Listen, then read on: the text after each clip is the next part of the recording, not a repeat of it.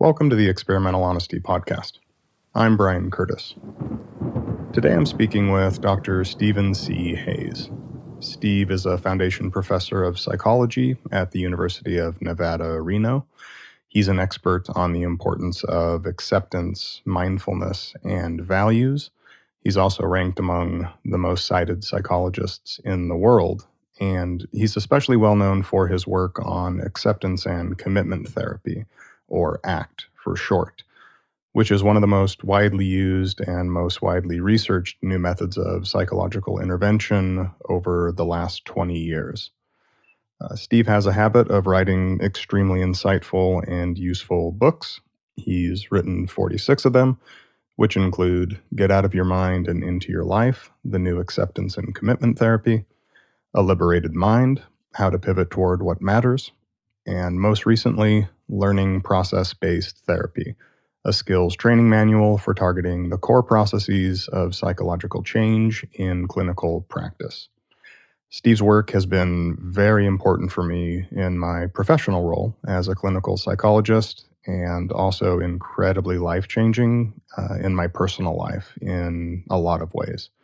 It was truly an honor to speak with him. If you're interested in authenticity, values, purpose, meaning, honesty, connection, mindfulness, acceptance, wisdom, mental health, and much, much more, this episode is probably for you. You can learn more about Steve and his work by visiting his website at stephenchayes.com. That's STEVENCHAYES.com. You can purchase his books online or wherever great books are sold, and you can visit the World Health Organization's website to download a free self-help book and free audio guides about doing what matters in times of stress, which are based on Steve's work. And you can get those by visiting bit.ly/WHO_ACT. Again, that's bit.ly/WHO_ACT. And as always, if you're interested in getting a free year of the soon-to-be-released Experimental Honesty app by helping us test out and give feedback on the initial version releases, you can head on over to experimentalhonesty.com. Okay, let's talk to Steve.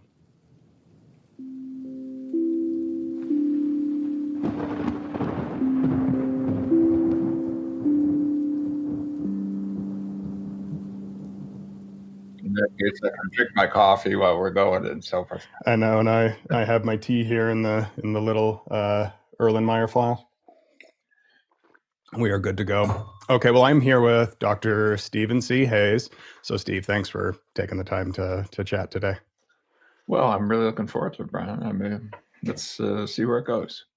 Okay, we'll see where it goes. Let's start with, I think, talking about your story and your background. I mean, part of the reason, there's a lot of reasons I'm very fond with ACT, but you in particular, using your own experience on this kind of journey that you've been on, right? From where you started to where you're ending up here. We'll talk about ACT. We'll talk about,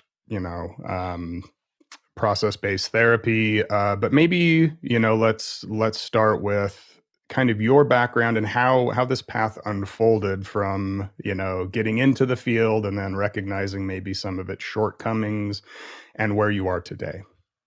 Okay, I'm going to just take a piece of that. But and then we can kind of loop back to parts that are unfinished. But yeah, I came into psychology because I wanted to do something about the suffering that I saw around me, especially in my own home. My dad was alcoholic. My mother was struggling with depression, OCD, if you have to just use those normative categories, which I don't like doing, and they're very loving people and so forth, but just couldn't get out of their own way very well. Over time, within their lives, I did better and better. But when I was a kid, not so much. They were still learning. Mm. And, I just wondered why, and could I do anything about it? And as a kid, the answer was no. But it meant early on, I focused on psychology but not just on the matter of removing problems, but also how do we promote prosperity, peak experiences. I mean, people like Maslow fascinated me and stuff like that. And I gravitated ultimately towards this idea that if you understand the basic principles, if you really can sort of hack it down to the point where it's a small set of things you can focus on, maybe that would be a way forward. And the behavioral people did that. So I became a behaviorist early on, but not one that was too, I was never comfortable with the way cognition was handled and emotion and things like that. So I've spent Mm. most of my professional life trying to figure out how to expand that tradition to be able to deal with human complexity. But I soon arrived as a young assistant professor with a pretty personal reason to do that because I developed a panic disorder Yeah. that gradually began to remove my functioning to the point where making a phone call, taking a trip, having a lecture for a class, having a meeting with undergraduates, et cetera, on and on it would go, became a real struggle to a point where, I'm sitting on the bench for an hour before class, with waves of panic about how am I going to Mm. face undergraduate eyeballs. And it eventually spirals down. It does what those things do. It grows just like a beast of its own, will, to the point where I'm having panic attacks in my sleep and waking up already in the middle of one. And my bottom point was thinking I was having a heart attack and then realizing that that's just another form of the same thing. Yeah.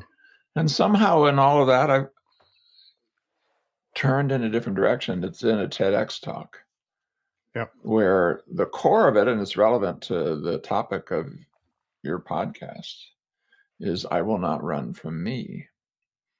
The core of it was the realization that I'd spent years trying to run away. And I can have compassion for that. I mean, the little kid who didn't know how to deal with this almost traumatizing home environment. I look at my sibs and they adjusted too in their own individual ways. I think a lot of the people listening to right now have childhood traumas. It's pretty hard to get through childhood without significant traumas. I mean, even if on the outside it's like, oh, that's not right. No, on the inside, it could be something like my parents were so successful and so rich, I never had any challenges. I mean, that can I'm saying in a voice that sort of is not a little bit not kind. I just detected Yeah. that. Excuse me for it. But what I'm saying is it's hard to be human. And almost no matter what you're served up, you're going to hit places where it's hard to go there. And thoughts come up, feelings come up that are difficult. And the logical, reasonable, sensible, pathological thing is to start deceiving yourself. Start hiding from yourself. Start running from yourself. Start pretending. Put on a mask to deceive others. If you get them to like you and love you and include you, woohoo, you're part of the group. But no, because you know why you did it. You know how you did it. And you say, oh, if they knew who I really was, they would never include me in this group. And so it's just yet another torment, not a real source of satisfaction. So I spent 40 years. The first ACT workshop was about a year later after hitting bottom, where I made that oath to myself that I am not going to run from me. It was essentially an oath of authenticity, Mm. but not knowing how to do it, nor how to bring it into the lives of others. But, I'm now 40 years later since the first ACT workshop in Broughton, North Carolina in 1982. The work that we did to try to open up the human heart and head and give people the skills with their hands to be able to walk into the difficulties that are on history, learn from it, come back into the present, focus on what's important, and start creating the kind of life you want. That simple kind of pivot and turn from a place where you can't learn from your past to one where you can, you show up, you move forward. Um, has now become kind of a worldwide phenomenon. I mean, ACT is one of the most popular evidence-based therapies in the world with more, it's about to pass 1,000 randomized trials Yeah. and several million books in print and, you know, uh, an organization that has chapters in 28 different languages around the world and 9,000 people. I mean, some of that's prideful. The World Health Organization will give you a free ACT self-help program and says it's good for anything that causes stress. That's been quite a journey. Yeah. But the individual journey I'm on and the individual journey you're on, if you decide to move in this direction, is really in a way more interesting. And it's right inside your podcast. How can you learn to be yourself and to then create the kind of life that, not in the form, you don't know what's coming. You might have a cancer diagnosis that you'll find out tomorrow. A truck might drive through that wall or window in a matter of minutes. I mean, things can happen. But in terms of purpose, storyline, intent, theme, you get to decide that. Is this a journey of learning how to be you, or is this a journey where you fake it and get people to like you, and then you're mocked by the fact that friends only like the mask you put on? Yeah. That's your choice. It's not up to the world out there. So Yeah, this idea of a mask, of a persona, right? And persona, yeah. especially, yeah, I mean, Greek and had it. this They had it nailed. Your personality. That's right. Yeah, it's the mask we put on. It's from the theater. You can project your voice, but we Yeah, can take this on and off. And a huge thing in ACT, I mean, it's there in the A of acceptance, this willingness to actually be open and to explore, right? yeah, And this oath of not running away from yourself. I hear this so much, and I've lived this. If people only knew who I really was, because we know that we have that voice. And even if we don't consider our childhood traumatic, I know for me, I would consider on paper it's a beautiful childhood. I loved it. 3 older brothers, parents, they're still loving, but this internalized voice of I need to be perfect, right? Anxiety, worry. I've lived the vast majority of my life in this future that never arrives because all we have is here. And that willingness to just open up and say, to really be curious about our moment to moment experiences, and maybe these rules that, as you might say, the dictator within this voice we have, not trivializing that and being curious about how that yeah, impacts our decisions. And do we feel authentic? Do we feel stuck? And your work is just such almost a machine of these tools to be practiced and to yeah, be used. And it was, for me personally, it was such a huge shift in my own life learning these tools. But yeah, that when you touched on that in our childhood, even, it's hard to exist. This is a human condition. It's a human struggle, and it's powerful and it's interesting, but it's a lifelong journey. This isn't a one and done, right? yeah. The thing that we've done that's a little different inside the ACT condition, excuse me for the prideful features of this, it's not that where we've landed is so different than where the wisdom traditions have landed, the mystical traditions, most deep clinical traditions, the best of art, literature, movies, etc. I mean, you get on these processes, which may have not really fully occurred to you until you start reading things like A Liberated Mind, or not just ACT literature, but other folks are onto these Hmm. processes, which we call psychological flexibility, which are at the center, I think, of lots of different things out there. But when you sort of touch them and you open up to them, you sort of see them, whether it's from a Tolle or from a great poet. You look around and you say, "Oh my goodness, it's everywhere! It's everywhere! It's everywhere!" Because it's not like we haven't been at this for a while. Yeah. Human beings have been dealing with these issues for hundreds of thousands of years, and by a guess, but by certain knowledge in the written record, it's all there. So at least 5,000 years were really clear because people wrote about it. And you read the ancients, and they're writing about it. They're writing about the same Yeah. stuff we're dealing with.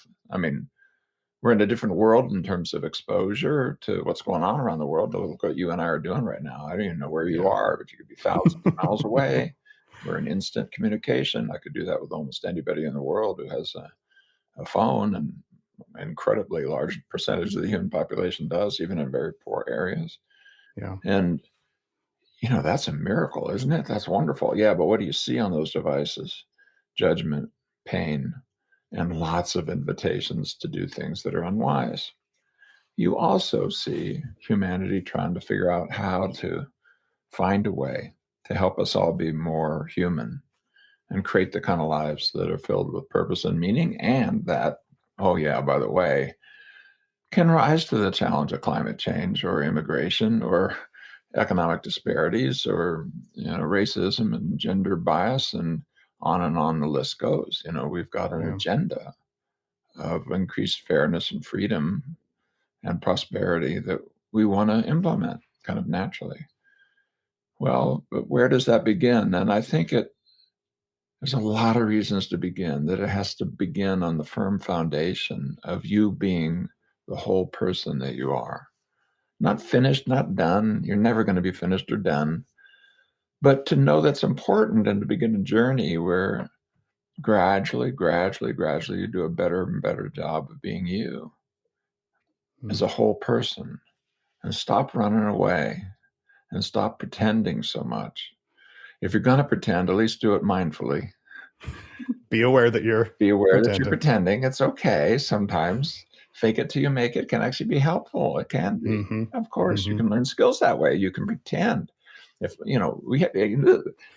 I'm on a riff now, but this was actually shown with children, and it had a big role in the history of psychology, because you used to believe that so many children were so deficient in terms of their skills.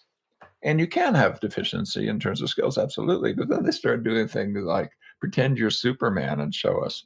And suddenly these shy kids, et cetera, was it's like, oh my goodness, it's in their repertoire. They know it. Yeah. They just don't know how to show it. And so there are places, even where pretense might be helpful, but not one where you fool yourself. Dude, I can't think of a single place where self-deception and lying to yourself is healthy. Mm. I can think of times where, yeah, you don't. I was raised as a Catholic, and we really sat on errors of omission and errors of commission, and there are different sins and so forth. Yeah. Yeah, you don't go. I mean, that Liar Liar movie has a. I mean, we laugh at it because if we just compulsively told the truth all the time to everybody, It's chaos. Yeah. yeah, let's go talk to the president of the university and say out loud first as you meet him what you really think of him. Good luck with that, Yeah. dude. But to yourself, well, I can show you where the scars are. I can show you what that did in my own life. Mm. And it walked me down to the point where maybe I was going to lose everything in terms of being able to be a psychologist, a teacher, a researcher, or just be able to be comfortable in my own skin. And so to that, I say, no, let's learn the skills. They're not so complicated. What we, I did such a long riff, I forgot where I started. But the what we have done, that's if there's anything different, is we have taken the time to really dig down. From my night on the carpet and the first act workshop in 1982 to the first book on act is almost 20 years. Mm. And we were working in isolation and giving talks to 5 people, but we were determined that we'd figure out how to measure, how to think about, even work out your philosophical assumptions, how to bring components in that would move people, how to hack the human mind down to the smallest set of skills that do the most positive things. Yeah. And now I can sit here after 20 years of really, okay, here it is, gang, with all the grand Mm-hmm. total of 4 randomized trials, and now sitting on 1,000, not even 20 years later, you know, I can say to you, there is no smaller set that does more things than the psychological flexibility principles. That's an empirical fact. We just did a massive review of the entire world's literature on any psychological intervention for any mental health problem. And half of everything that we know is built into the psychological flexibility model. Mm. So, and the other half, with just a little bit of conversation, about 2/3 of it comes in very easily. So let's just take what we've learned. It's not such a big, huge task, and start putting it inside our behavior, whether you call it act or Uncle Fred the Wonder Slug. I don't care. Right. I really do not care. I'll die. That will disappear. So what? Yeah, but what we could put into human culture if people learn how to be more open, aware, and actively engaged in life would, I think, help transform individual lives and maybe the world itself. I'm sorry for the grandiosity, but people who are whole and free can do powerful things. And in my own experience, I mean, it's hard. I don't know how else to talk about something that literally can change lives and save lives. It's not bullshit. And so, and once you have this lens of these flexibility processes, when you think of something like, holy shit, I was never taught about my values.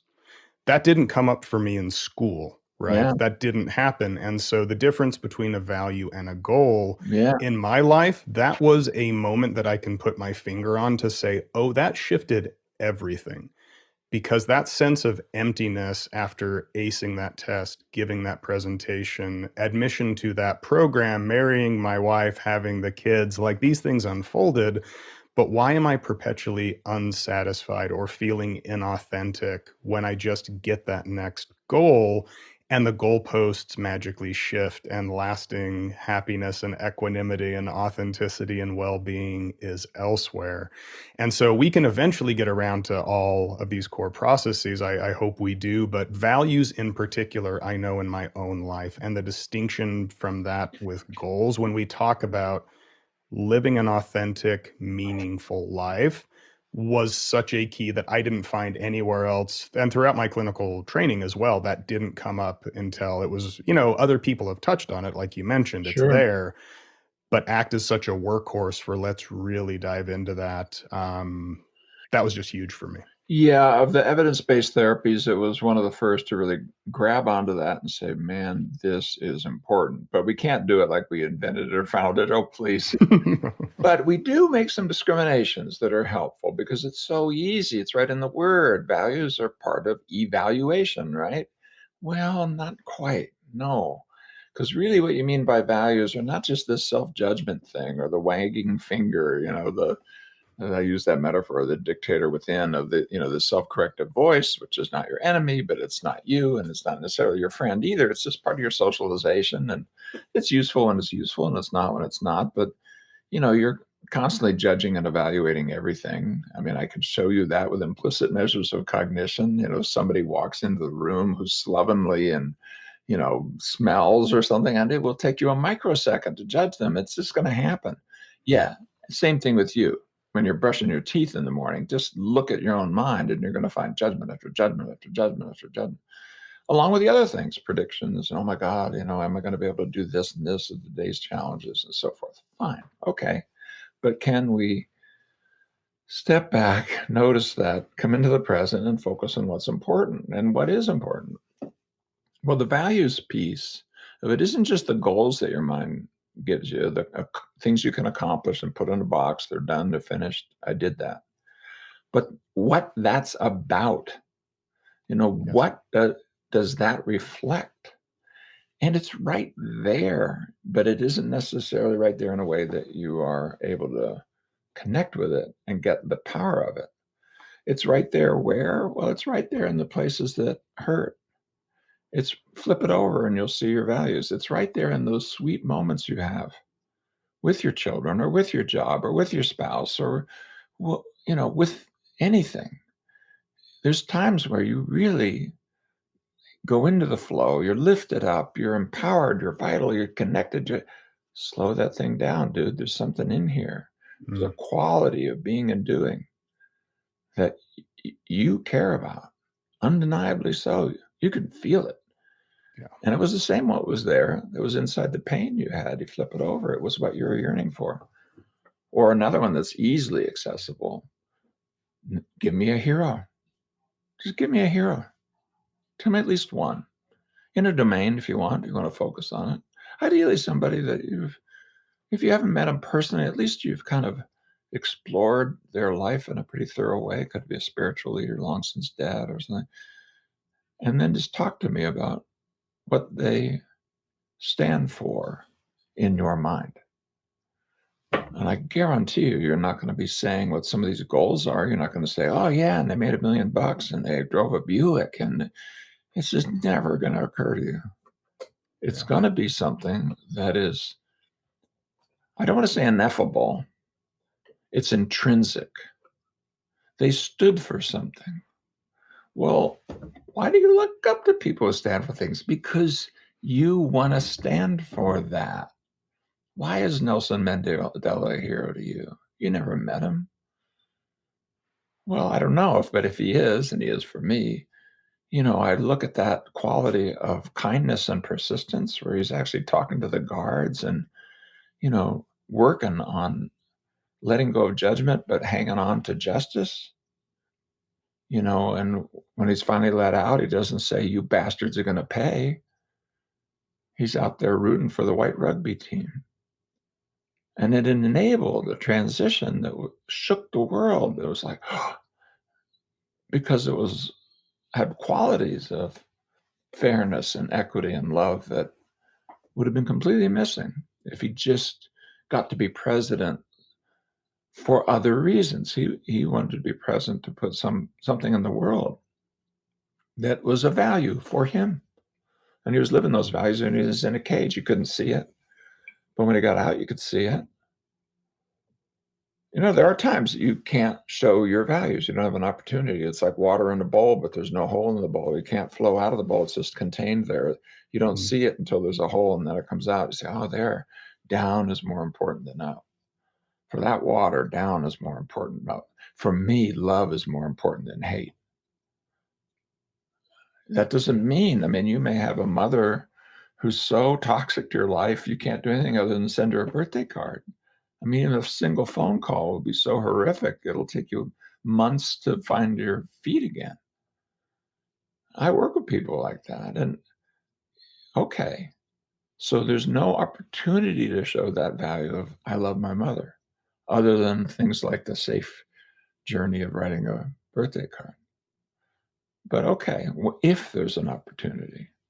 So it's not la la land. Values are not, hey, you get to have the form of life that your mind gives you, with lots of everything, you want a guarantee like that, go buy a washing machine. They'll give you a guarantee.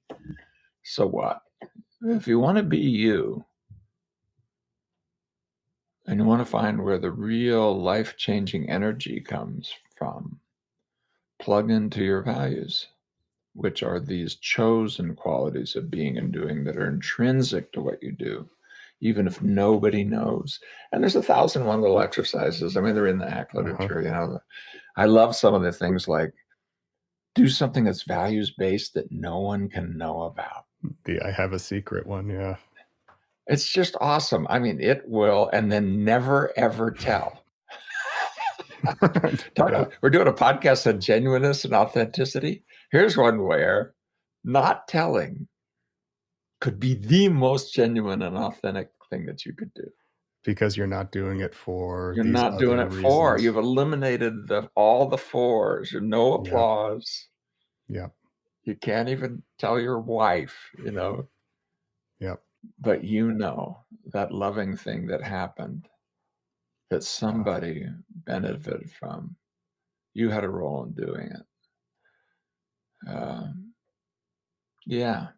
And the final one, since I got into it, sweet, sad heroes. The other is stories. We talk about authenticity, and I know it's not etymologically right, but I think of that. It reminds me of authoring because it sort of sounds like the same word.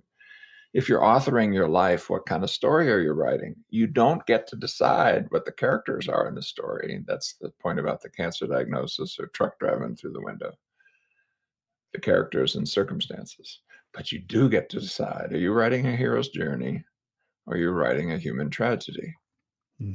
That's up to you, dude.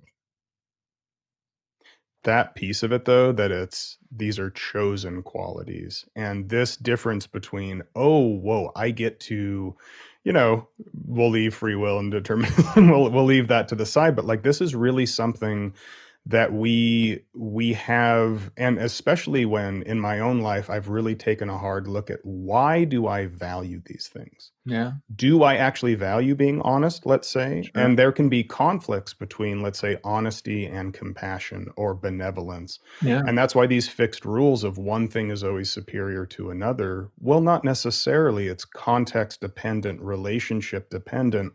But the vitality of values in my own life is, oh, I'm actually the one driving this. I'm the one authoring this and writing it. And guess what? If it doesn't work out, that's on me. And I can always reevaluate and shift. But being able to take the time to reflect on what is meaningful, what is most important, and this notion, pliance, compliance, is this for other people? Is this for my parents? Am I trying to please the professor, religious leaders? Or is this something that I want my life to be about? The exercise of being remembered, right? Like you're attending your funeral, your loved ones are talking about you. That tore me up when you did that, just tears. And having that framework of we hurt where we care. This is a window into values, very powerful. And again, it really can be life changing, but the vitality of we are choosing it and it's right now. We don't wait to accomplish it. Once you decide to do that, you're living that value because you chose it. Right. yeah, that quality of choice, of human choice, and yeah, it does raise philosophical issues about free choice, determinism, and all that, which Mm, we can get into. And I'm a monist, I'm a behavioral scientist and stuff, and it's there's, but I also believe that language is to orient you towards things that allow you to accomplish things in your life, and the language of free choice is powerful language. yeah, it It is. goes beyond, well, essentially what you're saying is, reason giving mind, you don't 100% get this. I'm a whole person. And there's parts of you that go beyond verbal awareness, that go beyond. I mean, after all, it's just one thin cortical overlay, and it's massively, you know, intruding onto things that are uh, more evolutionary, ancient by orders of magnitude, 1,000 times more ancient. I mean, operant classical conditioning, for example, half a Mhm. billion years old.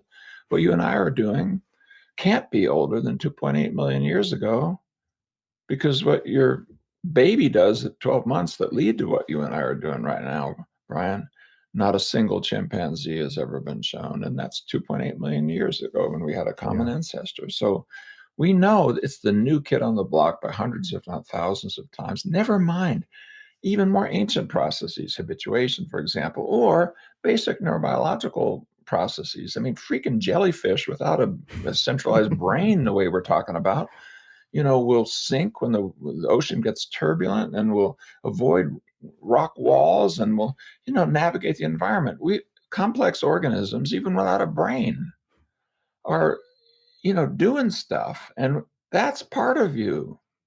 Yeah. And when this, this narrative, this judgmental, this story gets going, it is like a parasite. It gets in and it grabs parts of your brain that actively filter out sensory and sensory motor information. You have no idea what world you live in.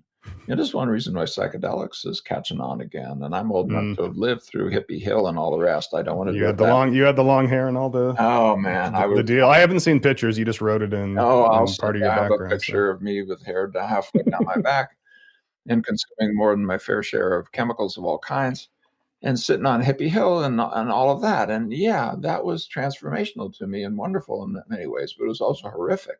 The whole mm, generation was traumatized by what then played out, what happened. You can still see it in our politics, mm, but because we didn't know how to do what we were trying to do, which was more about putting love in the world than it was about getting high. I mean, that reporting thing of, sex, drugs, rock and roll is bullshit. That's not what mm. I saw. What I saw was kids looking at the 50s and the man in the gray flannel suit and saying, there's got to be more to life. There's got to be more. And finding a way. Well, my point here, now that we're back on it, we paid the price with all those decades of restrictions, but now we're back on it. We're going to do it more responsibly. We're going to look what happens with, for example, these chemicals with the right mindset that indigenous peoples have been using in every corner of the world since there have been human beings. What happens that is transformational. And now we're looking at, putting people in the scanner during trips and so forth, and we know something about what happens. Here's the core. When you buy into the story that you're telling, and that those series of judgments and who you have to be before you'll even be able to belong, and on and on and on it goes, you're basically telling these midbrain structures that filter out sensory and sensory motor information only give me stuff that fits my story. Mm. And the brain will be only too happy to comply. And if you're in this kind of, you enter into a paranoid place or whatever, self-aggrandizing place or self-loathing place, guess what information you get? And here's the deal. There's more to you than that. There's more to you than the story. And so values and choice are just a little piece of a larger conversation of how do you open up to the whole of you and allow things that are intuitive, that are implicit, that are instinctual, that are felt senses, that are yearnings, that are like gut level stuff to come into your life without, domination by irrational forces. I'm not talking about that. I'm talking about you as a whole person saying, this is of importance. Yeah. And when you've done that, you can have your mind come and say, and it's fine. Is that really true? And yeah, you're not living up to it. That can be helpful, but it doesn't take away from the experienced reality of a values-based life any more than a question of, am I really drinking water when you're thirsty? Drinking water gets in the way of, that substance satisfying some of the needs of your body. You can doubt it all you want, but the cells are only too happy to have the water. Yeah. And fine, okay, you got a mind that's going to torment you and doubt you and question you. Let's use it when it's useful. Let's leave it when it's not erase it, not diminish it, but just respectfully to decline the invitation to get wrapped around the axle. Come into the present moment and open up. It's not your enemy to open up. And are you afraid that if you do that, what you'll find is an unworthy person, an unlovable person, a psychopath, etc.? Yeah, that means that. You're going to have those worries. Here's the little secret. Psychopaths don't worry about being psychopaths. That's right. I can tell you as That's a right. psychologist, that's not really. No, this is that place where having it my way so captures that it's filtered out even awareness of that question. And I've treated many psychopaths. I've worked in the prison system. I worked with murderers and rapists. I started my psychology journal with that. I wrote Get Out of Your Mind Into Your Life for prisoners. It was a tragedy. I didn't get to test it there. But no, I understand the worry. And I keep coming back and saying, the risk of being you is worth it in your vitality and wholeness. And thank your mind for all the torture and worry, because at other times those skills are useful. So it's worthy of a thanks. You're not sneering and saying thank you. No, it really is good that you have that tool. It's useful sometimes, but it's not the whole of you. So what if we created a risk, a leap of what? Of faith in what? Yeah. In who you really are. And what happens when you leap with faith? Well, I like a word is literally that.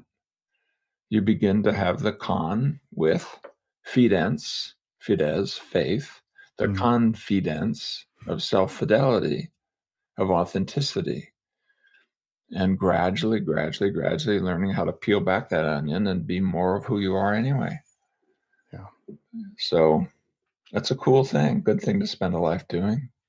You'll never be done, by the way. I'm 74 years old. I can guarantee you'll never be done. You haven't crossed that finish line yet, Steve. So, but here, as you're talking about psychedelics, we talk about brain scans, we can talk about the default mode network, the task positive Yeah, network, psychedelics, and especially this identification. I know for me, I spent 27 years at least of my life thinking without knowing that I was thinking. yeah, And so when we talk about being our authentic self, we need to talk about the self and we need to talk about what we're identifying with and who we actually are. And for so many of us, and I know for my own life, being able to be mindful, to be aware that a thought is a thought, that's an image or a piece of language, but it's actually not me, just like the next emotion is not me. I can be aware of those that I'm having the thought, but what is my experience like back here, this first person subjective side? And when we talk about the wisdom traditions, we talk about psychedelics and breaking that spell between identification with thought. It's probably worth breaking that down a bit and how you've approached that, the concept of fusion, diffusion in the self, wherever we want to go with it. But that was life changing for me, as I wasn't even aware that was an option. I just thought I was the next thought or belief or emotion. Yeah. yeah. And, it'll get up on you like that movie, The Alien, just like something on your face with a thing down your throat. It just grabs you almost like a parasite and says, Yep. so filters out your vision. You can't see anything other than the content of your thoughts, and it whispers in your ear, I'm you. It tells you I'm you. So, why wouldn't you believe it? It's in your voice and Yeah. and it's there constantly. But, when you engage in practices like mindfulness, meditation, for example, psychedelics, another one, or hitting the bottom, Right. there is no way out, and having a kind of a spiritual experience, an out of body experience. Something like 12% of the population will describe out of body experiences. Something like 90% of the population will describe, or a little more, if you ask the question right, spiritual experiences that have intense periods of unity across time, place, or person, or all three. Mm. And so, we are wired to be more. It's part of our nature to be more than just the chatterbox within. Um, when you catch that, and you catch that there's an ongoing process of noticing, which is still pretty close, I think. I mean, the conceptualized self is really pretty close to what we mean by the ego, the storied self, the narrative Yeah. self. But even this process of self, if you just get into the experience, but you don't get to this third level of noticing who's noticing, Yes. it's a tricky one because immediately you want to try to give the who question some form. And the problem is that the noticing we're talking about is the fromness of awareness. It's not Yes. even awareness of anything. It's Nope. just awareness. And so you talk almost metaphorically. Yeah. It's like the flashlight, not the light that the beam casts on things, or it's like the table, not the things put on it. Um, Now, I think it's really useful, and we've been digging into the research of this, to think of yourself as, in a sense, including all of it. Yes. So that when you notice that there's a distinction between pure awareness and what you're awareness of, it's not to create a firm kind of curtain and say, that's not me, that's not me, that's not me. No, that's not the whole of you, and it's not the core of you. And there's a feature. I can't say part. The reason I can't say part of you is there's this weird quality, which is that the fromness of awareness is something the edges of which you can't be aware of. Yes. So here in your life is see, I don't even have words for it. I want to say an aspect, a part of experience. No, that's wrong because parts and things and aspects have edges. Yes. It's There's a edgeless. It's part of open, you, I'm going to say boundless. it in the language of parts, but there's Hmm. or even feature that doesn't have edges that you can experience. You can't be conscious of the edges of your consciousness. Well, when you tap into this third level, Then you need language like no self, everything, nothing. This wisdom traditions have all these different ways. Like some of the Eastern traditions really say, it's not self, there's no self. I'm okay with that, even. Hmm. And I want to say, um, it's an aspect of being, and so uh, I understand why you're saying no self, because there's no thing to point at. In the concept of nothing, there's no thing. Yeah, When we say exactly. emptiness, empty of self, but it actually includes Yeah, everything. everything. And the Exactly. reason there's no words is because I mean, people say it's not describable because it's an experience. When I point back, I don't know, I doubt you've heard with like the conversation with Richard Lang or Douglas Harding, the on having no head, but very much in the non-dual mindful, like if you just point back to this space you're looking out of, right, Right, looking, it is boundless, it is timeless. The image I see on the screen, that balding bearded person, that's not how I saw myself quote unquote as a right. kid, but this quality on this side, it is the same. It is experience, it is. And so that third level of, oh, this is not separate from me, but I'm not identified as that. I'm not separate from you, Steve. This is different voices, one consciousness. I don't know how to describe it either because it's an experience of felt sense, but you have these exercises, these self Yes. exercises, being in the now, where you can actually, talking about it is fine to a listener right now. They might think, what the What hell the are hell? they talking about? Holy But if shit. you can point back or experience, Yeah. those kind of practices are where the utility for me. And I needed that felt sense to know what the hell we were talking about. Yeah, and, I mean, often these are ontologized into spirit and so forth. If you look up in my first paper I wrote after my Man in the Copper was called Making Sense of Spirituality. Hmm. And what I tried to do is unpack why the language of spirit is so powerful, because it's pointing to something that is so deeply human. There's a spiritual aspect of ourselves. And it's one of those few things in the dictionary that's defined negatively. It's not material. Not material. And then you chase what material means. You mean the stuff of which things are made, chase what things are. They're events with spatial temporal edges.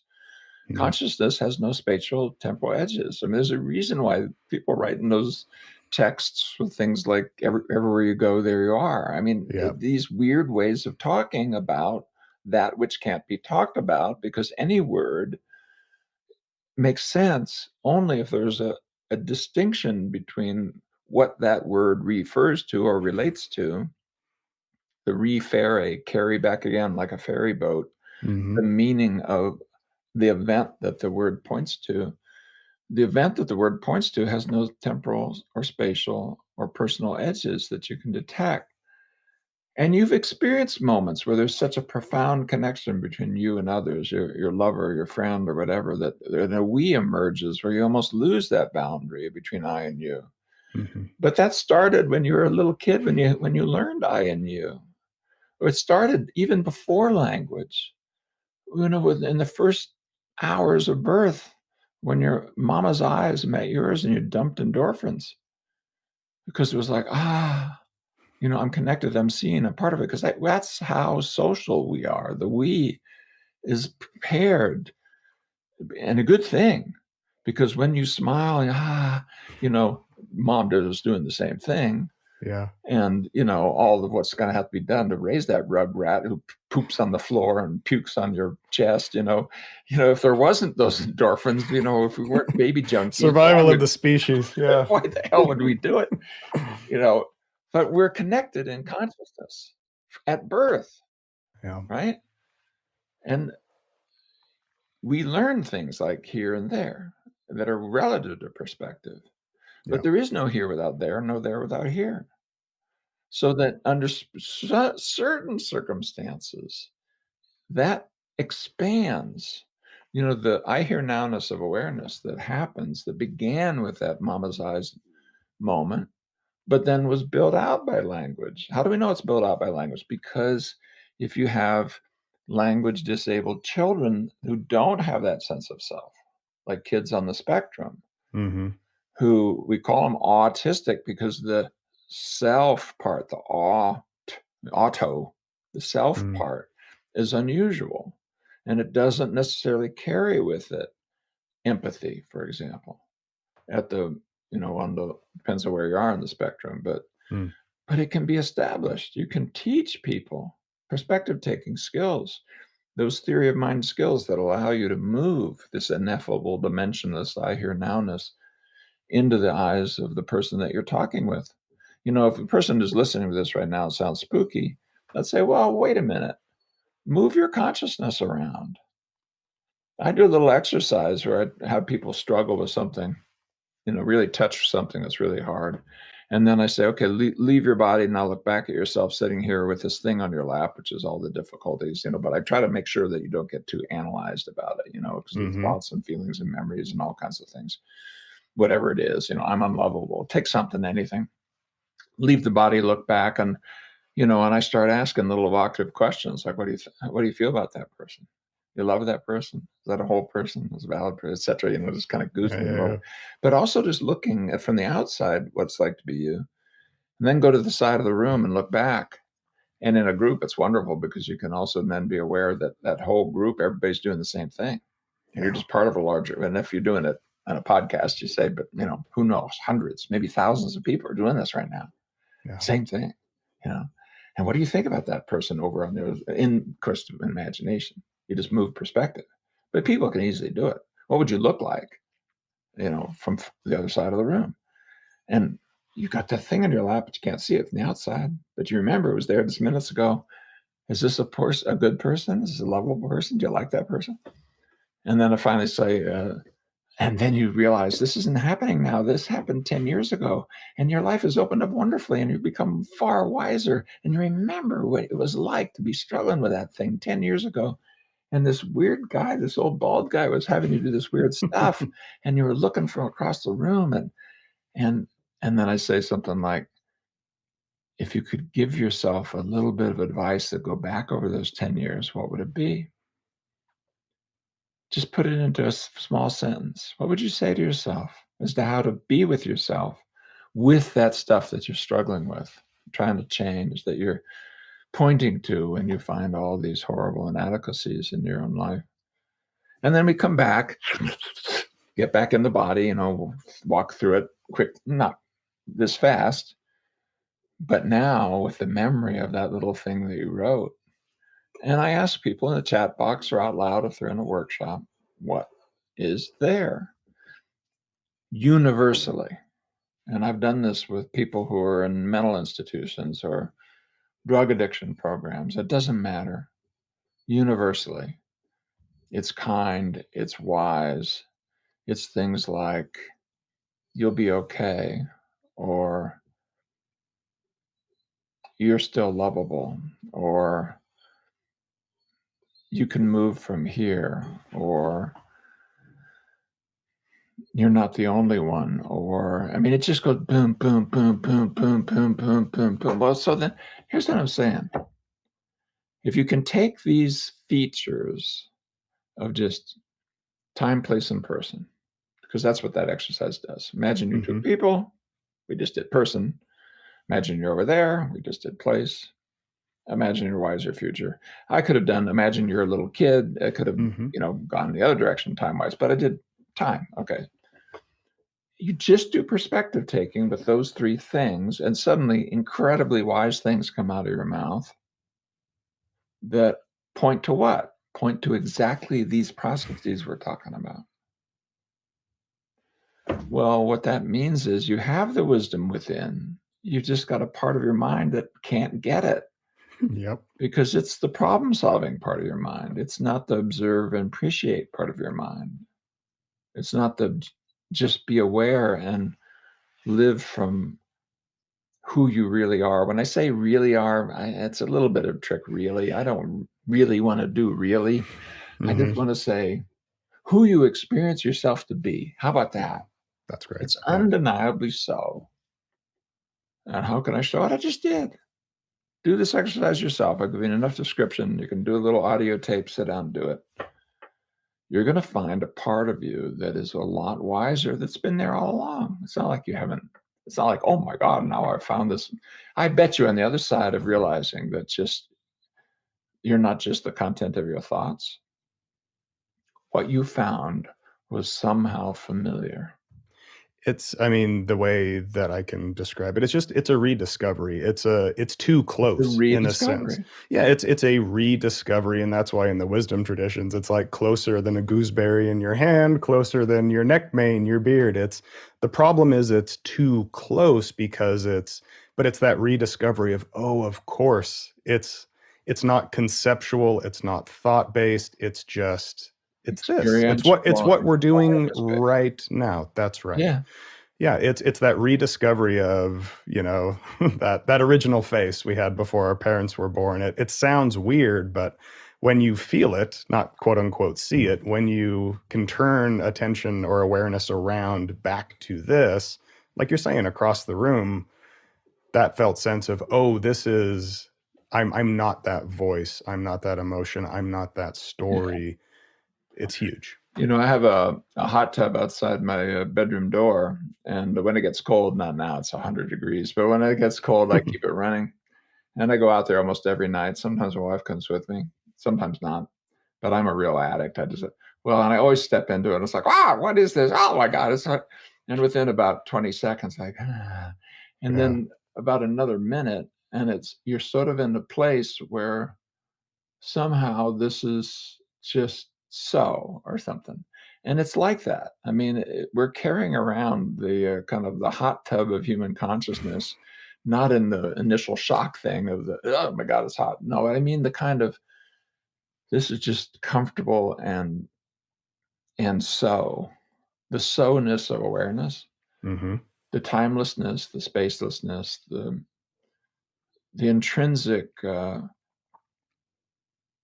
well, you could say personhood, but it's not persona based. It's definitely not persona based, and yet it's deeply personal. So if people are listening, I'd say just say this, that those little moments where this more spiritual and wiser part of you is touched is I don't think it's worth necessarily chasing like a drug addict or something. It's not like you're Hmm. jonesing for your next spiritual experience, but it's just worth remembering that even amidst the cacophony of the voice within and all the different voices that show up that criticize, cajole, wag fingers, poke you, take a breath, look around you, and see if it isn't so that you belong here. Mm. You're part of something. You don't have to earn your way. And from there, that kind of genuineness and authenticity, could you take the risk of really being who you are and putting that into the world? And I don't even know what the word is for that. I've asked my students, I've challenged with them. The word they usually come up with is love. And Mm. I say, okay, get it down to a letter. And they usually get down to the letter B. So loving and being is just Hmm. part of who we are. And I don't think it needs to be spooky any more than your next breath is spooky. Yeah. From there, let's see what we can do. We've got some challenges, gang. I mean, it's been 14 days in a row where it's more than 100 degrees here. Mm. If you don't know what's coming, it's because you're not looking. My first book 40 some odd years ago was Environmental Problems, Behavioral Solutions. We knew it 40 some years ago what was coming. It's just now we're here. And Mm. it's just challenge after challenge. It's everywhere. You can see it.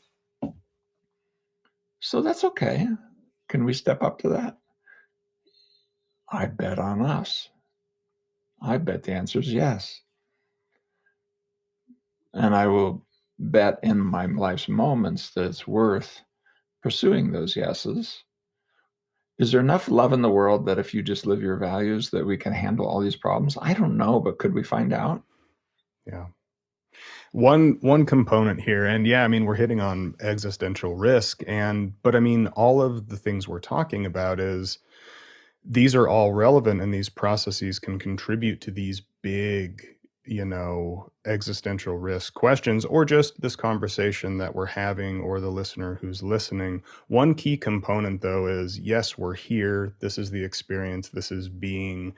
You mentioned that exercise of looking back. There's Yeah, a willingness. And yeah, so when we talk about change, it's hard to do that without a willingness to experience what is, yeah, which so much is, hey, let's get rid of yeah, anxiety.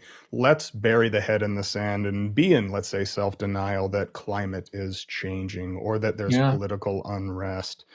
The When people hear acceptance, when I talk about ACT, or there's this unfortunate, there's the regular usage we have, and then there's the meaning of more of a willingness just to say, okay, yeah, this is how it is, not to dwell on the past, to dread the future, but can we learn from it? So maybe we could spend some time about the importance of that willingness of acknowledging this is the case, and then what the hell can we do about it now? yeah. Right? Yeah. The acceptance part, in hindsight, would have been, the word been better, maybe, because it is so commonly used to mean tolerance, resignation. You have to accept situations, etc. And so, of course, the obvious question comes, and you're just teaching people to accept oppression. So, no, no, we're not. It's the exact opposite. Unfortunately, even our earliest trials, we showed that if people are more emotionally open, they start demanding changes because they start doing things that are emotionally hard. Yeah. And that's hard. It's hard to demand change when change needs to happen. What you're accepting is not your fate or the situation. You're receiving the gift that's offered of your own emotions and memories and experience. And it is in English. I've said this many times, but it's actually in English. We occasionally say, "Here, will you accept this?" when you give a precious gift to somebody. Yeah. And we absolutely do not mean, "Will you tolerate this? Will you resign yourself to taking it?" No, you mean, will you willingly take it? Will you receive the gift?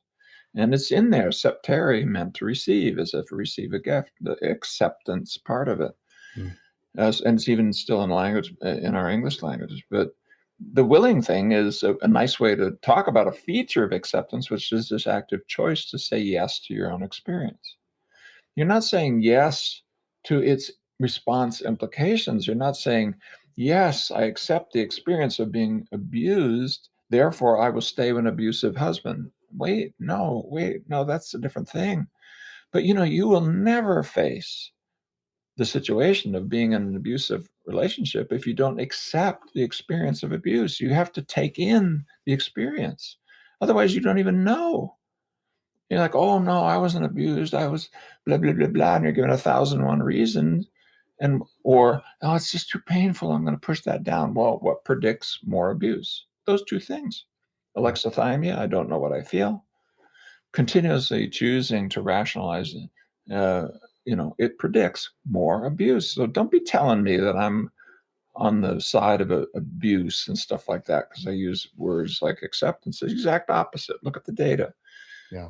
What we mean by it is that choice to say yes to your experience that empowers you to then make choices in your life, sometimes that are very hard and will require more yeses to do. Yeah. Like the yeses that'll happen if you walk out of an abusive relationship. I'm just using that as an example because it's such Hmm. a common form of trauma. If you actually dig in and you realize how many people have been sexually and physically abused, I mean, if you don't take in a breath, you're not looking at the data because it's like, Hmm. oh my God, okay, what are we going to do about that? Hmm. Well, one of the things to do is to create a context in which people can walk into the hell of their own history, learn from it, and then take the hard journeys that are ahead to create a context in which a different kind of set of relationships can unfold. So you can feel it very, very easily, gang. Just look around the room and everything you see, say no to it and judge it and mentally push it away and give yourself 100 reasons why that cheesy light or that dirty carpet or that old pencil or whatever shouldn't be there. And just do it rigorously and start feeling what your life feels like, what your room feels like, what your environment feels like. And I'm doing external just because it's easier. Of course, I could do it internally. Don't do it to people, by the way. If there's any people around, don't do that. That's not fair. And now just do the same thing. And with each moment, find your way to yes. Yes, I'm willing to see that, have that, just like that. Doesn't mean I need to keep it. No, I can buy something new, etc. But yes, old broken light. Yes, old dirty stained carpet. Yeah, I remember when that stain happened. Yes, that's been around a long time. Yes, where you open up to the experience of seeing and being with your external environment. What does that give you? Well, I don't know. Watch your own heart, watch your head. Just do what I'm asking you to do, and I bet you feel something. You feel a sense of safety. It's okay to be here. Yeah. Well, what if you did that with yourself? We know that safety and trust is critical for you to be able to be who you are in groups, for example. That's part of the therapeutic alliance if you're in therapy, for example. Yeah. Well, when you put yourself in an environment where your own memories, your own emotions, your own body is something you can say yes to, you're creating safety and trust in your own experience. What happens when you do that? Your whole nervous system changes. You can show it very fast. And what does that give you? Well, you start overwhelming your nervous system with threat and your body can shut down. I mean, people literally poop their pants during war. You can shut down so much the parasympathetic nervous system starts losing control of your bowels and so forth. Mhm. Or if you're not at that level, you mobilize. This is the polyvagal theory and so forth. But you start mobilizing to what? To run, to escape, to fight Mhm. with yourself. Absolutely, you can do that. Well, then how fast are you going to have to run? How fast are you going to have to run if yourself is a threat? Faster than light. Yeah. You know? Not fast enough. Yeah. So, which means there's no safe place, and as a panic disordered person in recovery, I can Yeah. explain to you what that's like. Eventually, not even sleep isn't safe. Yeah. So, and you can just watch what happens. If I just want to say, is there a cost? Yeah, just look at the physical cost with the nervous system, with its, it's like shoving down the accelerator in a car and the brake at full bore at the same time. Cars don't like that. Human bodies don't like it either. You're mobilizing to run and you're shoving down the brake at the same time. So let's create a context that's different. And this acceptance and willingness feature, not this passive tolerance resignation that predicts no positive outcomes, but this open, active yes to my own experience. I will start in this moment as a whole person, and I will not run from me. That's my solemn oath getting up out of my turn at the hitting bottom. Did that mean I never had panic attacks? No, I had them for another 15 years. I haven't had one in 25 years, but I never say never. I could have one here right now, but I'm not Yep. going to make that my problem. That'll be your problem. Mm. That'll be our problem. You'll have to figure out what to do with a podcast with it. I'll call your wife. Help. Put him in the hot tub.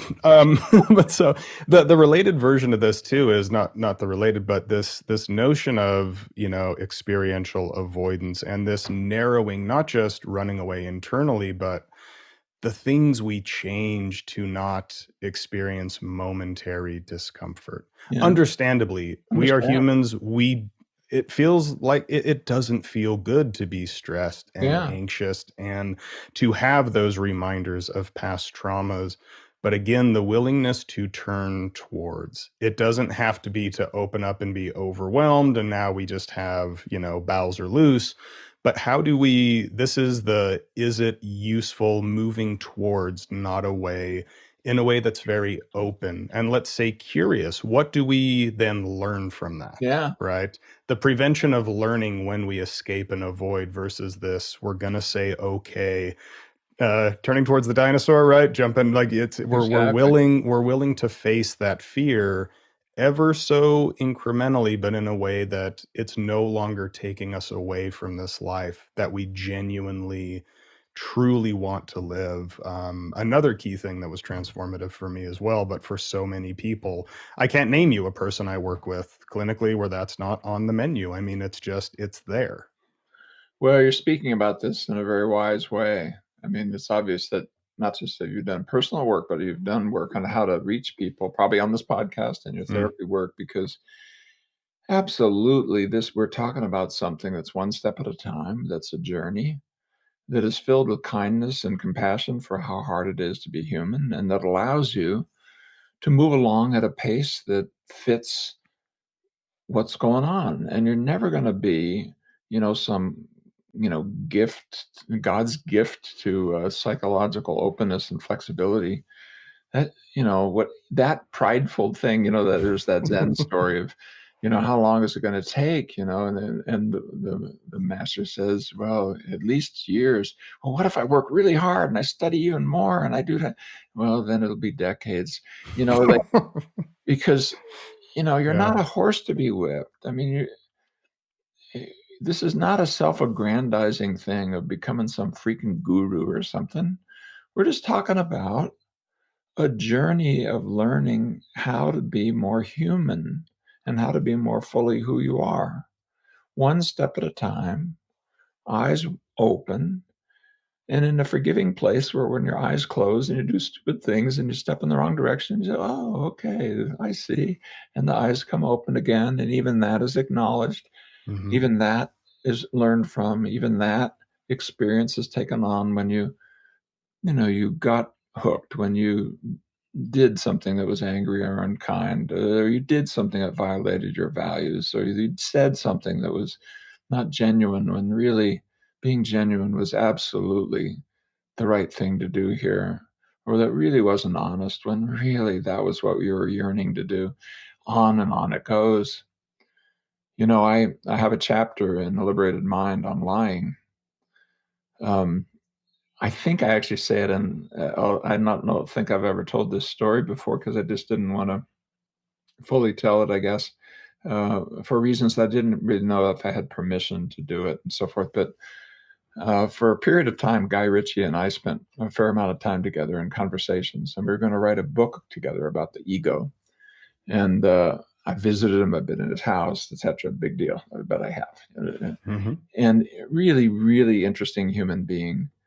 And the focus of our early discussions on the book was on lying and on how toxic lies are.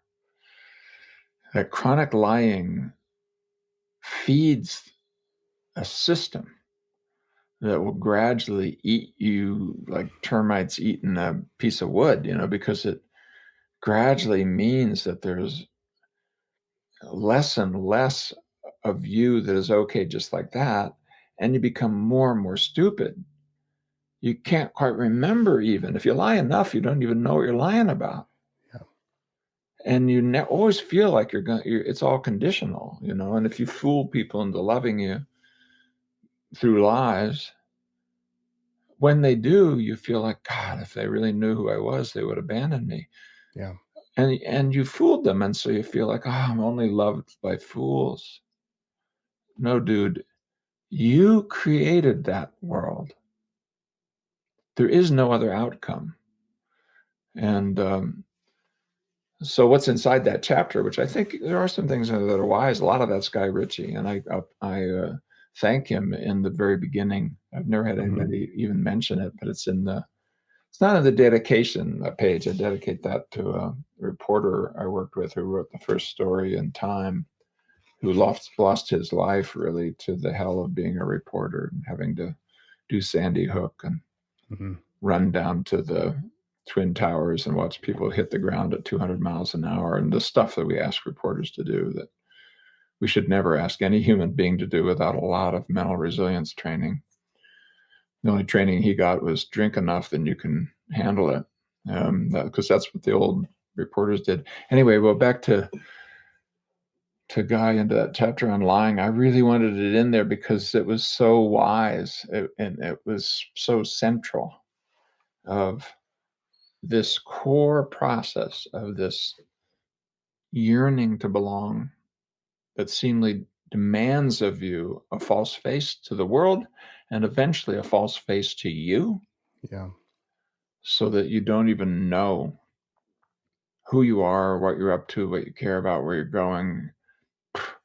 It's all just a story that's often self-aggrandizing, but deeply self-loathing and disconnects you from others. I mean, we can probably think of politicians who are chronic liars. I won't suggest any possible names, but I will guess that and you just look of the Hitlers of the world and so forth, they died alone. Because you just go down a road with not enough objectification and dehumanization of yourself in the form of lying and of others that you no longer can belong and find even who you are. Anyway, so I'm thankful of Guy. I hope I sent him the book. I don't know if he's read it. We've kind of he's had other things to do with his movies and all that, and we're no longer really in touch very much. But that's cool. I know there's something in this journey towards authenticity that is in all of our wisdom and deep clinical traditions, and we yearn for it. I think we're born with it, almost. And that yearning for connection. And actually, I mean, in my own life, I mean, and I'll just hear it so often, like, to be truly seen. And you said that, like, you know, when we're born, that sense of another, looking into somebody's eyes, being able to not, there's nothing to keep track of, right? If we can be open, but it takes all of these skills too. I mean, this has been a practice for me for 7 years of really trying to be very curious about the level of truthfulness. I'm not going to be, you know, correct all the time, but am I communicating what I believe to be true in a way that, not just because I'm going to share everything, but I genuinely think it's going to be useful, maybe for me and win-win for you as well. But that takes an awareness and all the voices telling me that, yeah, I've read that book. You haven't read that book. You don't know what Steve just said. Don't just nod. Like, this is happening all the time, but all the time. A willingness to maybe say, I actually don't know. Yeah. To have that question come from the audience. You're like, you know what, that's a great point. I haven't thought about that. Versus trying to protect this sense of self that I'm the expert, I'm X, Y, and Z. You post that thing on social media showing things that you know deep down is not you, and now you have a story to maintain. So it's just another way to restate that. But the lived experience of that for me personally, and then making a pivot towards, you know what, I'm going to admit I've made mistakes. I'm going to apologize where I can. And I keep stumbling. I'm not perfect here. This, I'm confident. It's honesty. It's a value. This is a lifelong process. Yeah. But to live moment to moment more and more with this person who I feel like, you know, at the end of my life, I hope to have minimal regret, right? Or at least I can say I tried to foster these relationships with others in a way that you feel like it was authentic, values based. And what could be more challenging or exciting too? You can start right now to shift this around. Yeah, it's huge. I like the focus. I think it's a central, pivotal piece. And this dispassionate curiosity about your own honesty. You know, when you do careful kind of script, we follow people and take the transcripts when they look closely. Lying is so frequently, it's shocking. You know, like you'll find that if you just look really carefully, you're probably lying multiple times a day. Yeah. And when it's been done in the experimental literature, that's the kind of answers that we get. And omission and commission in all kinds of subtle ways and so forth. And sometimes, of course, yes, you know, it's out of kindness. I don't want to say, you know, actually, no, I don't like that blouse that you asked me about. I think it's ugly as hell, or whatever the thing is. There's issues like that.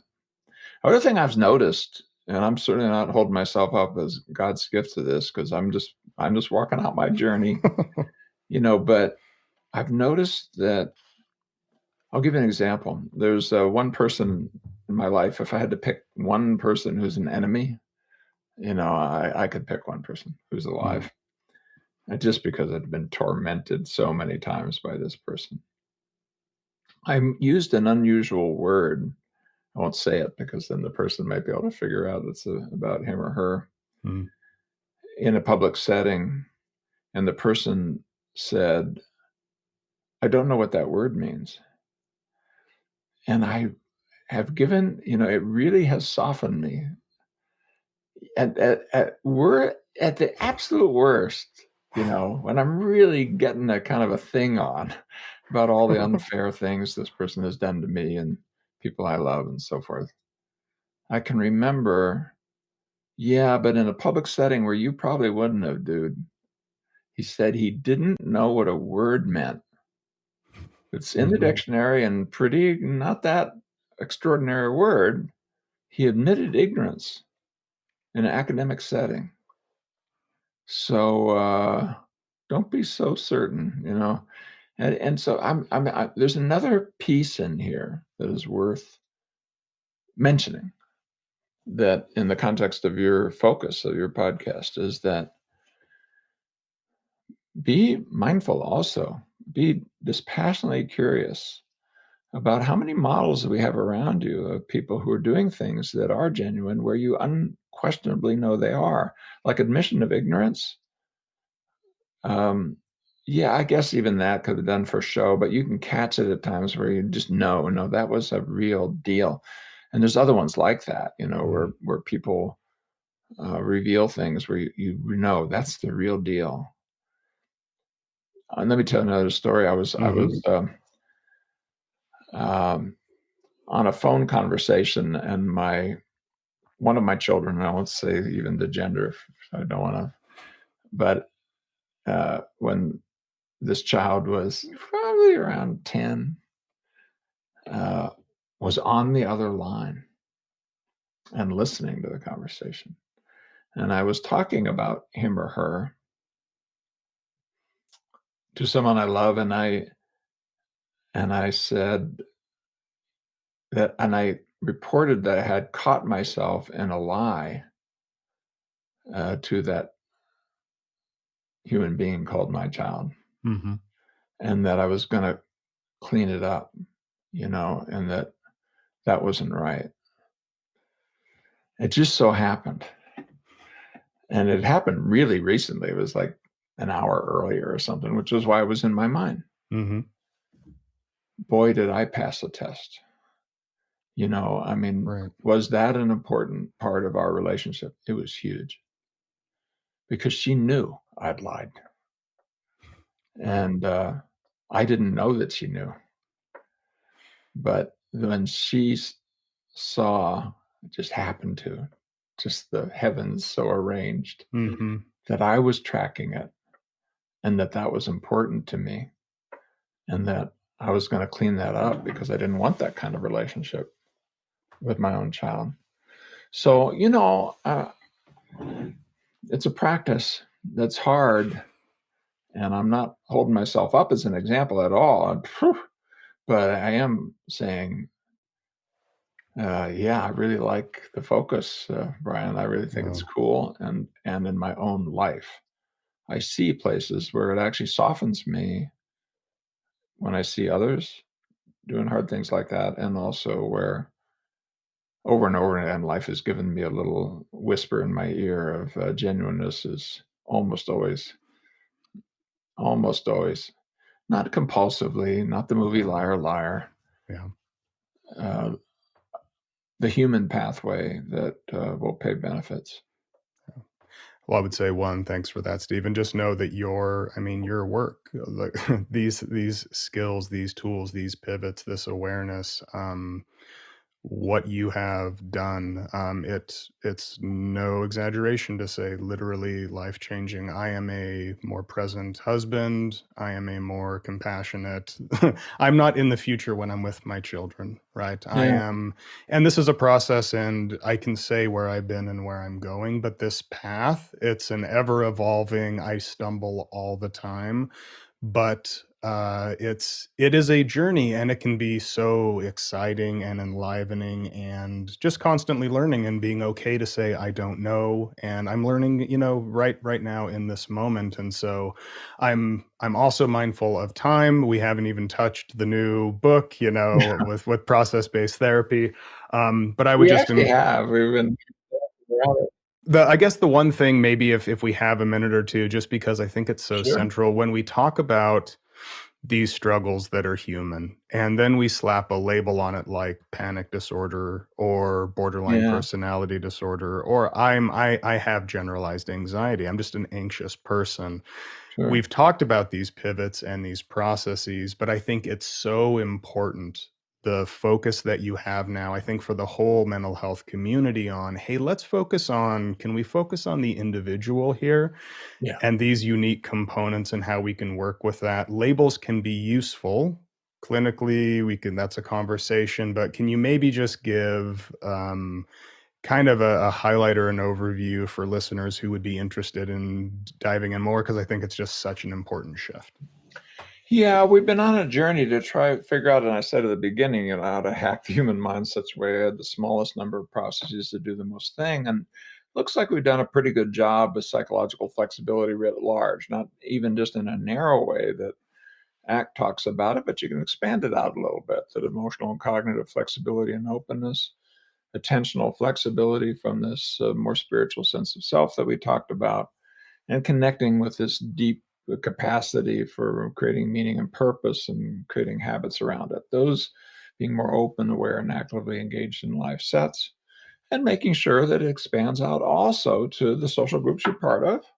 So it isn't just receiving a gift that's offered of emotion, but also compassion towards emotions of others. Or it isn't just stepping back and noticing your thoughts, it's being able to really listen and have a genuine conversation with others, not just your values, it's our values, and so on. Mhm. And health, you better be caring about diet, sleep, exercise, and so forth. Why? Because last time I checked, if you're not alive, you're not doing any of these things. So that larger set, there's this, it's a limited set. We have, you know, many different syndromes and conditions and subconditions, and it's all very confusing. And supposedly you have it. Right. It's on you. It's like a suit, like an armor. Well, if that doesn't sound a little bit like the persona, like the clay mask, you're not listening, because it is like that. And it turns out that it's so varied individually. The story I tell usually on that is the big trial of so-called major depression. Yeah. I have to say so-called because it's treated as a thing. 3,700 people, more than 1,000 different combinations of the features that define major depression. And the combinations that were so rare, unusual, and unique that only 1/100th of a % of the population shared it. And this one of the largest trials ever done, and never be redone because we no longer do research like that. We don't pay for it anymore, and only things like the federal government could even imagine such studies. Almost half of the people had combinations so idiosyncratic and different that they only applied to 1/100th of the %. So don't live inside the clown suit. Don't live inside the category. Be careful when you say, I have, and then you got a mental health disorder. Yeah. Why? Because it says way more than those categories can say. It doesn't say which of the many different types, the 600,000 types of trauma, the, many thousands of types of depression and so forth, if you even want to do that. Plus, when you look at what you'd have to do to walk out of it or what you did to walk into it in terms of processes, I mean, actually Mhm. things that you do that led to this, it turns out that is a smaller set, but it's more impactful and important. We can distill that down, and I just did with the psychological flexibility plus social and physical extensions of it. So we can summarize everything we know about processes of change with an expanded version of psychological flexibility if you add social and physical health to it. Let's see, are there any exceptions? golly, well, of all the studies ever done that are the right way that you'd have to study processes of change, I can think of like 2 studies that showed personality was a mediator. I mean, maybe I don't know what to do with that, but I get into the upper 90s. So, okay, here's my message to you. Mm-hmm. There's a vastly simpler way of thinking about your problems. I just wrote a blog on Psych Today and Medium, called something like the most important set of mental health skills known. And it basically walks these things out based on a study we did with looking at 55,000 studies that claimed initially by our filter that they knew what the processes of change were with an intervention, and then distilling it down to the ones that are replicated. So what I'm telling you now is not everything that we will know, it's not everything that's there, but let's start with where we are. Now, here was one powerful point that as a takeaway. If you look at these processes that you'll learn about in things like a book, A Liberated Mind, Mm-hmm. and it isn't just ACT, you'll learn it, especially from the third wave of CBT, but traditional CBT, but not just that. I mean, mentalization and modern psychodynamic work, or it's there. And not just that, the wisdom traditions, etc. But if you look at those in your own life, you may begin to notice things that there can be combinations where even doing something healthy doesn't work out well because it's part of a system that doesn't have the function that you want. You have to think about the whole network. Another way to say that is you have to even look at what is this for? Right. I'll give you an example. Suppose you decided that you're going to be genuine so that you'll get a promotion and make more money and everybody will love you. Right. Dude, I'm here to tell you, you're taking the power that's in genuineness that could help transform your life.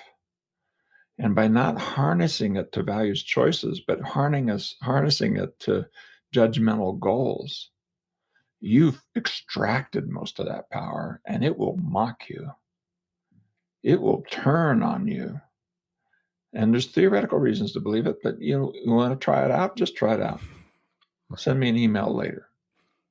Give it a year. Please don't. This is diabolical. Right. Yeah. But no, well, but now we're doing this research and we're digging into it. So here's what we've learned. Mm-hmm. And this is shocking. And I'm going to give just a little taste of where my life has turned. I'm about to retire, but I know if God will give me the time, at least 10 years just to walk this out because it shocked me, is I've discovered that it's mathematically impossible to go from bell curves and distributions and normative categories to individual trajectories. And physics has known it for 100 years, and psychology is not aware of it yet. They only started becoming aware of it about 15 years ago when a guy named Peter Molinar started writing about the ergodic theorem, which is why physicists know it. Physicists know that a volume of gas doesn't predict what molecules of gas do, unless they're all identical and they have no developmental trajectories, which a few things do, like noble gases. So if you're really interested in noble gases, just look at what the volume of gas does. You don't need to know what the molecules do. It's the same thing. Anything else? And never now, life, is everybody the same? Is everything stationary? There's no trajectories? Excuse me. We're talking about processes of change. That word change means so. Mm-hmm. Now I'm off in geekland now, but I'm just telling you at the kitchen table, when you use that word normal, usual, average, and typical, normal wasn't hardly even in the English language until the Civil War. That's a new idea. It's only been in our language for about now 150 plus years. And the folks who really drove it were the bell curve and standard deviation people. And what were they? Well, this is the shocking thing. They were eugenicists. They were using statistics and developing statistics to sort people into categories, the smart ones and dumb ones, the ones who should have children and the ones who shouldn't. I can't do a deep dive on that now, Right. but I just gave you a little strand you can pull on, and that's what but step out of that shocking fact into this. We know how to predict what will happen in your life and how to change it if we look within you over time and stop just comparing you to others. The persona, the categories, the clown suit come out of these normative categories. And there's so much in our kitchen table conversations, we can have hardly stop doing it. And, little Johnny's gifted and talented. That doesn't necessarily predict his future. It's going to depend on what he does with those abilities that put him on that distribution. This person who's maybe below average. My colleague Stefan Hoffman is just won the prize and highest scientific prize in Germany a couple of years ago, the Humboldt Prize. He and I will do a lot of work together. I hope to have a conversation with him in the next couple of minutes. Mm-hmm. He was assigned, because the German folks did this, at 10 years old into the unintelligent group that would then put him only in training to be a physical laborer. And he so hated it that about a year later, he just demanded and tortured his poor blue-collar father into asking for another test. And he just made it into the middle group, where maybe you could be trained to be a supervisor, but not a college professor. Right. And some individual teacher saw him and said, oh, this happened in my life in 8th grade, when one individual teacher, because I was not doing that well in school, picked me out and said, we should give you a test. And suddenly my life changed. It was like, I saw it happen in one of my children. The same thing happened. It was tested and put it in the gifted and talented class and skipped a grade at in 2nd grade. And suddenly everything was different. So look, here's my story. I've written a blog about this because I've made mistakes on this, even with my own children. I have a blog in there about being told my children, my current, my youngest son, who's just turned 17, would never have any strength. He was 1 percentile in strength. And then deliberately not teaching him how to, play ball and stuff like that, because he would never be able, he couldn't even hold a pen. He couldn't hold a knife and fork. He was that. And being told he had a muscle disorder based on what? On his 1 percentile. That's it. And I wrote a blog about the teacher who, unlike his dad, had faith in him in his martial arts class. And over 10 years, and then with a world-class Olympic trainer who happened to show up in my life, who is the guy who, is an Olympic level, a strength and conditioning coach.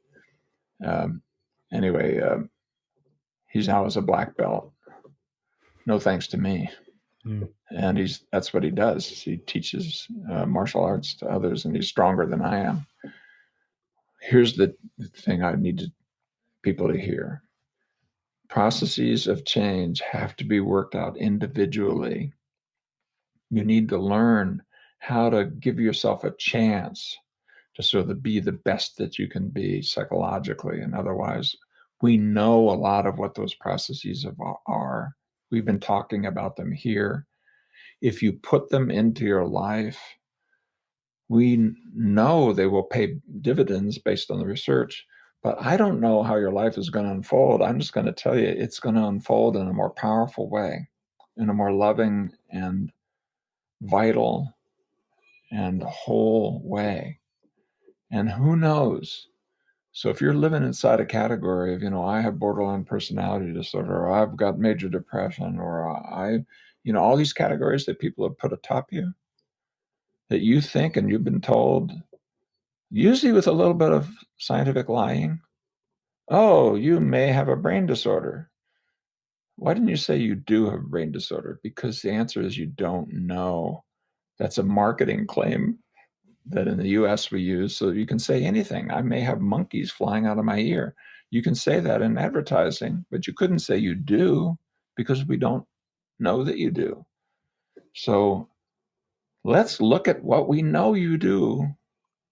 Look at the ones that are not helpful. Learn the ones that are helpful. And what is your ceiling? What is your future? I don't know. But I do know it can be an exciting journey. And it's not defined by these top-down normative categories that are in 101 different places in our world. So let's stop trying to live Galton's eugenic dreams, and let's start living a life of empowerment and a psychology that is built on that, one unique person at a time. And not unique like you're different in every way. I don't mean that. No, I mean those combinations that fit your life and your purposes are up to you to learn about, to open your eyes to be honest about, and to redirect. And I don't know how big you'll get, but I do know that living inside somebody else's normative category is a way to play small. And enough already, enough.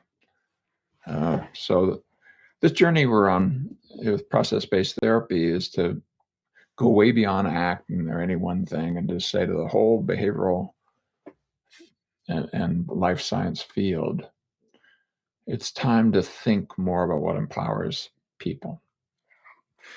Well, Steve, I mean, we'll have to leave it there today, but I'll just encourage everybody. There's so much. This is so rich. So is StephenCHayes.com the place you would point people towards if they're, I mean, there's all mentioned. Yeah, there's all if the there's books, anything in here where you want to follow my work, go to www.stephen with a V, middle initial C, Charlie, my dad's name, Hayes, Hayes, all one word, no periods. Go to StephenCHayes.com and click on yes, please send it to me.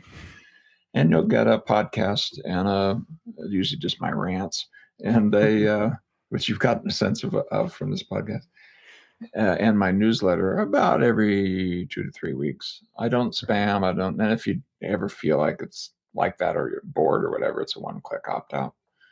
But if you don't want to do that, just Google psychological flexibility or acceptance and commitment therapy, or go to the World Health Organization website. I'll give you a bit.ly link, bit.ly/WHO, World Health Organization, an underline, and then ACT, and it'll give you a free book, self-help book, and audio guides in 21 different languages that WHO says, I didn't say this, is good for anything that stresses anybody in any circumstance. I mean, it's really something that my scientist friends would like hit me with a stick if I said it. I didn't say it. This is not you. This is WHO said it. Blame who? Yeah.